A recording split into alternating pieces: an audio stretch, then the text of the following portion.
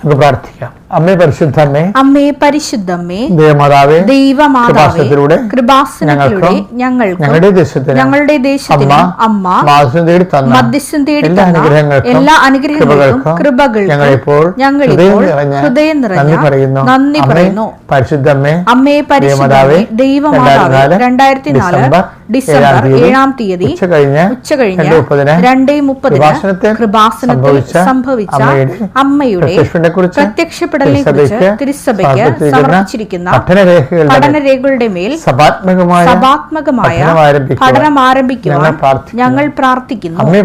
അമ്മേ പരിശുദ്ധമേ, ഭൂസ്വർലോകങ്ങളുടെ രാജ്ഞിയായ അങ്ങേക്ക് ഭൗമസംരക്ഷണത്തിനായി പ്രപഞ്ച പ്രകൃതിയെ തന്നെ തിരുസഭ പ്രതിഷ്ഠിക്കുവാൻ ഈ പ്രത്യക്ഷീകരണം വഴി ഇടയാക്കണമേ. പരിശുദ്ധമേ, ജപമാല മാതാവേ, സകല പ്രാർത്ഥനകളോടും ചേർത്ത് ഞങ്ങളിപ്പോൾ പ്രാർത്ഥിക്കുന്ന ഈ കുടുംബത്തിന്റെ പ്രത്യേക നിയോഗം മക്കളെ.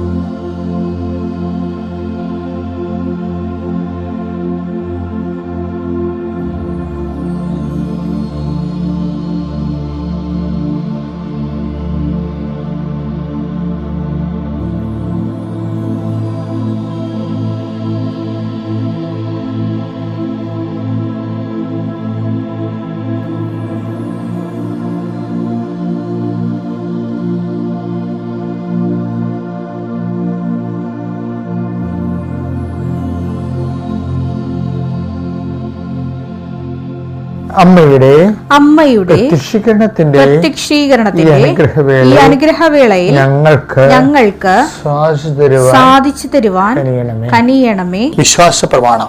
സർവശക്തനായ പിതാവും ആകാശത്തിന്റെയും ഭൂമിയുടെയും സൃഷ്ടാവുമായ ദൈവത്തിൽ ഞാൻ വിശ്വസിക്കുന്നു.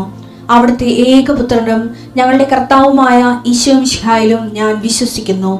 ഈ പുത്രൻ പരിശുദ്ധാത്മാവിനാൽ ഗർഭസ്ഥനായി കന്യകാമറിയത്തിൽ നിന്ന് പിറന്ന് പൊന്തിയോസ് പീലാത്തോസിന്റെ കാലത്ത് പീഡകൾ സഹിച്ച് കുരിശിൽ തറയ്ക്കപ്പെട്ട് മരിച്ച് അടക്കപ്പെട്ട് പാതാളങ്ങളിൽ ഇറങ്ങി മരിച്ചവരുടെ ഇടയിൽ നിന്ന് 3-ാം നാൾ ഉയർത്ത് സ്വർഗത്തിലേക്ക് എഴുന്നള്ളി സർവശക്തിയുള്ള പിതാവായ ദൈവത്തിന്റെ വലതുഭാഗത്തിരിക്കുന്നു. അവിടെ നിന്ന് ജീവിക്കുന്നവരെയും മരിച്ചവരെയും വിധിക്കുവാൻ വരുമെന്നും ഞാൻ വിശ്വസിക്കുന്നു. പരിശുദ്ധാത്മാവിലും ഞാൻ വിശ്വസിക്കുന്നു. വിശുദ്ധ കത്തോലിക്കാ സഭയിലും പുണ്യവാന്മാരുടെ ഐക്യത്തിലും പാപങ്ങളുടെ മോചനത്തിലും ശരീരത്തിന്റെ ഉയർപ്പിലും നിത്യമായ ജീവിതത്തിലും ഞാൻ വിശ്വസിക്കുന്നു. ആമേൻ. സ്വർഗ്ഗസ്ഥനായ ഞങ്ങളുടെ പിതാവേ, അങ്ങയുടെ നാമം പൂജിതമാകണമേ. അങ്ങയുടെ രാജ്യം വരണമേ. അങ്ങയുടെ തിരുമനസ് സ്വർഗത്തിലെ പോലെ ഭൂമിയിലും ആകണമേ. അന്നു വേണ്ടുന്ന ആഹാരം ഇന്ന് ഞങ്ങൾക്ക് തരണമേ. ഞങ്ങളോട് തെറ്റ് ചെയ്യുന്നവരോട് ഞങ്ങൾ ക്ഷമിക്കുന്നത് പോലെ ഞങ്ങളുടെ തെറ്റുകൾ ഞങ്ങളോടും ക്ഷമിക്കണമേ. ഞങ്ങളെ പ്രലോഭനത്തിൽ ഉൾപ്പെടുത്തരുതേ, തിന്മയിൽ ഞങ്ങൾ രക്ഷിക്കണമേ. ആമേൻ. നന്മ നിറഞ്ഞ മറിയമേ, സ്വസ്തി. കർത്താവ് അങ്ങയുടെ കൂടെ സ്ത്രീകളിൽ അങ്ങ് അനുഗ്രഹിക്കപ്പെട്ടവളാകുന്നു. അങ്ങയുടെ ഉദരത്തിൻ ഫലമായി ഈശോ അനുഗ്രഹിക്കപ്പെട്ടവനാകുന്നു. പരിശുദ്ധ മറിയമേ, തമ്പുരാന്റെ അമ്മേ, പാപികളായ ഞങ്ങൾക്ക് വേണ്ടി ഇപ്പോഴും ഞങ്ങളുടെ മരണസമയത്തും തമ്പുരാനോട് അപേക്ഷിക്കണമേ. ആമേൻ.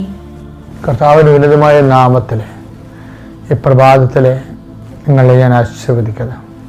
കർത്താവിൻ്റെ നാമത്തിലെ ആശീർവാദത്തിലെ ഇന്ന് മുഴുവനും നിങ്ങളുടെ ജീവിതത്തിലെ കർത്താവിൻ്റെ സാന്നിധ്യമായി നിറഞ്ഞു നിൽക്കട്ടെ എന്ന് പ്രാർത്ഥിക്കുന്നു. കൃപാസ്ഥാനത്താരെ ജീവനോടെ പ്രത്യക്ഷപ്പെട്ട പരിശുദ്ധ അമ്മയുടെ വലിയ മാധ്യസ്ഥം നിങ്ങളുടെ ജീവിത വിഷയങ്ങളെ ഇന്ന് ഏറ്റെടുക്കുകയും നിങ്ങൾ പോകുന്നിടത്തെല്ലാം സഞ്ചാരി മാതാവിൻ്റെ സാന്നിധ്യം സമയബന്ധിതമായി ലഭിക്കാൻ പരിശുദ്ധ മാതാവിൻ്റെ മാധ്യസ്ഥത പ്രാർത്ഥിക്കുന്നു. നിങ്ങളെടുത്തുള്ള ഉടമ്പടിയിലെ ഉണർവോട് ജീവിക്കുവാൻ സുവിശേഷത്തിൻ്റെ സാക്ഷിയായി അവൻ പറയണവർ ചെയ്തുകൊണ്ട് ജീവിക്കുവാൻ കർത്താവ് നിങ്ങൾക്ക് അനുസ്മരണം നൽകട്ടെ.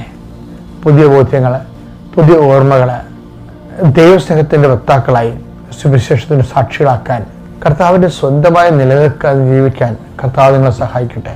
കർത്താവെ, ജോലിയില്ലാതെ അലയുന്ന മക്കൾ ജോലിക്ക് തടസ്സം നേരിട്ടിരിക്കുന്നവർ, ജോലി നഷ്ടപ്പെട്ടവർ, ജോലി പിരിച്ചുവിടപ്പെട്ടവർ, ജോലി സസ്പെൻഷനായവർ, അങ്ങനെ വരുമാന മാർഗ്ഗം മുട്ടിപ്പോയവർ, കടകമ്പോളങ്ങൾ നടത്തുന്നവർ, വ്യാപാര വ്യവസായങ്ങൾ ഏജൻസി പണികളും ചെയ്യുന്നവർ, എൻ്റെ കർത്താവിൻ്റെ ഉന്നതമായ നാമത്തിൽ അവർക്കുള്ള പ്രശ്നങ്ങളെ കർത്താവ് പരിഹരിക്കട്ടെ.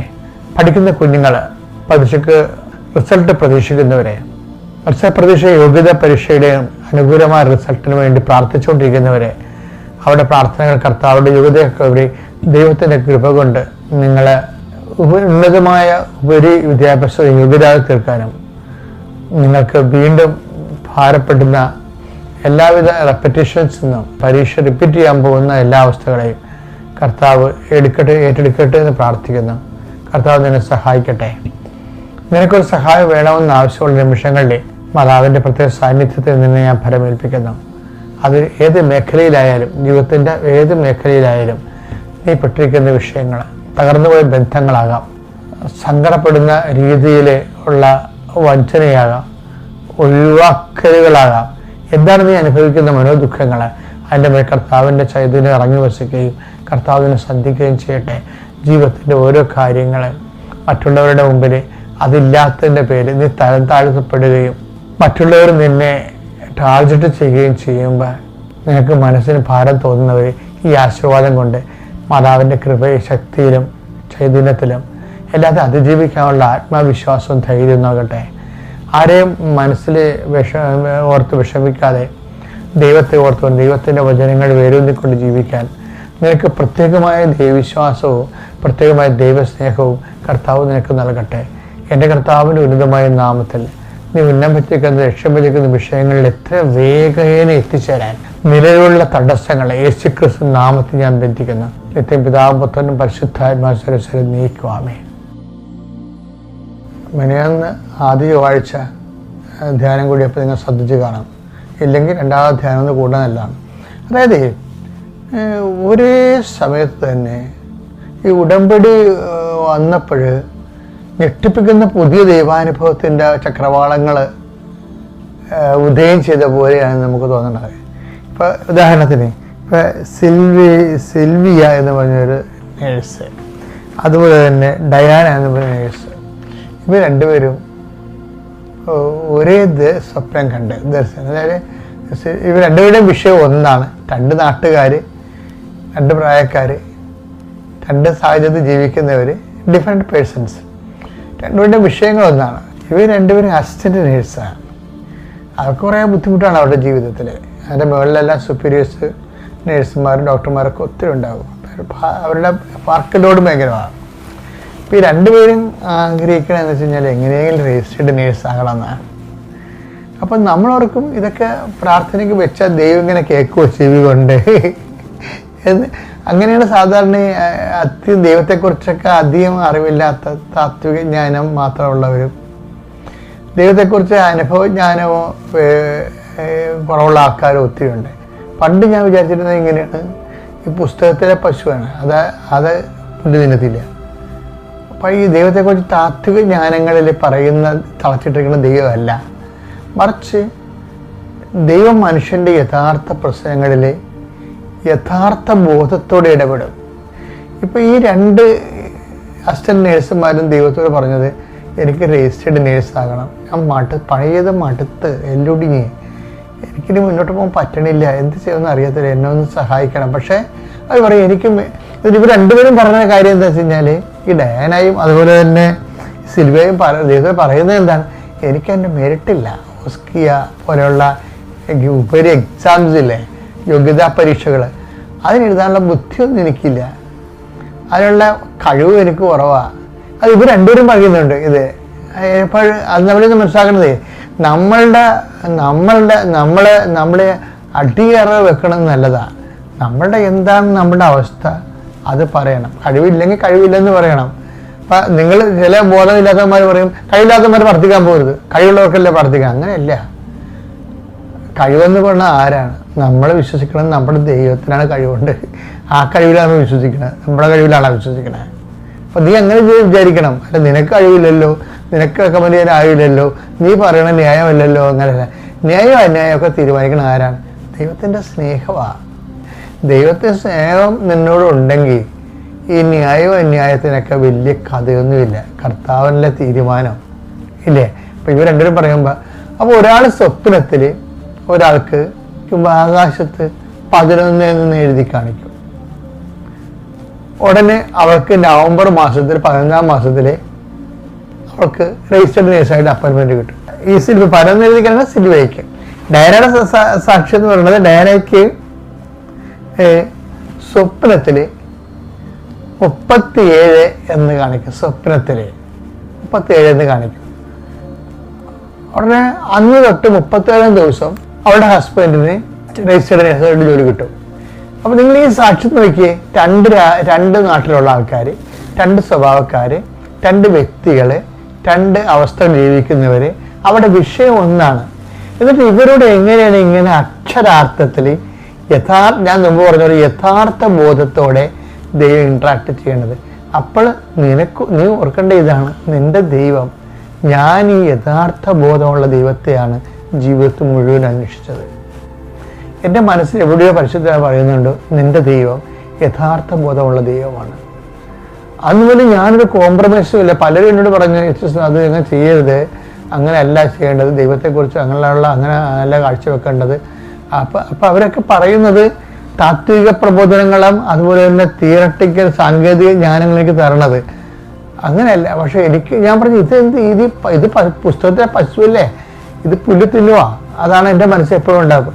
മനുഷ്യനെ സംബന്ധിച്ചിടത്തോളം അവൻ്റെ യഥാർത്ഥ അവസ്ഥയിൽ യഥാർത്ഥ ബോധമുള്ള ദൈവം അത് സാധ്യമാണ്.